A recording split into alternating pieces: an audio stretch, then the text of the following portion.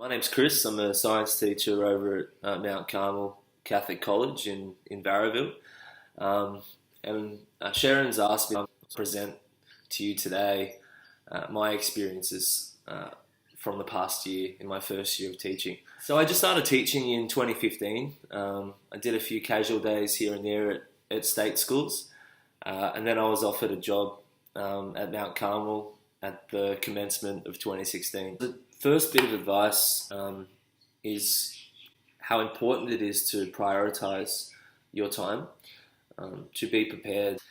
And although teaching might seem like tidal waves of new information, bell times, report entry dates, all this stuff, with practice you'll get there.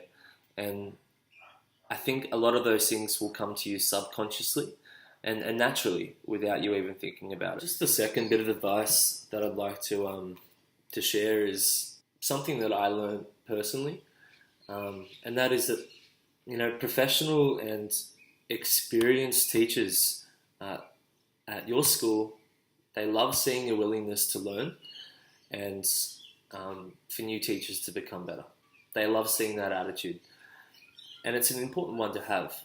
I mean, the harsh truth is that you will be respected a lot more if you are humble in your approach and you show that willingness to learn.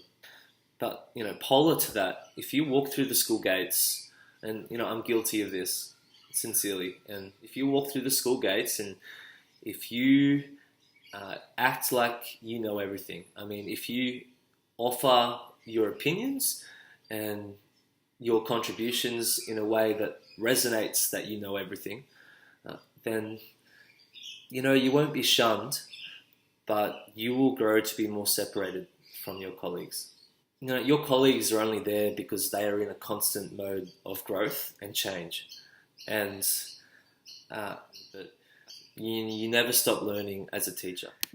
Just the last bit of advice, it's to ask for help. It's okay to get it wrong the first time, even the second time and the third, but eventually you will get there, but only if you ask for help. The best teachers are the ones that are flexible. They are tangible to change, and they can adapt in response to surrounding contexts within the classroom. And this is where I found the importance of the ECT programs with Sharon. Look, Sharon's amazing. She is extremely and incredibly polite, and she's not scary at all. So I suppose in a way she offered myself a new perception to the way that I teach, and I'm very grateful for that. I'm very glad that I asked her to come out to the school. I think she drove for an hour and a half to spend 10 minutes with me. It ended up being a whole day where we did a bit of team teaching, and it was a really good experience. I was very relaxed all day. Though it's important to think of these lesson observations not as someone criticizing you and scrutinizing you closely. That's not what lesson observations are about at all. Although I can understand why many teachers, both new and experienced, would feel that way.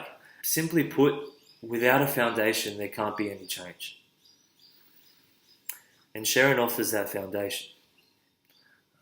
For example, you might have great lessons all the time, and good on you, but naturally you would say to yourself, well, I'm doing good the way that I am.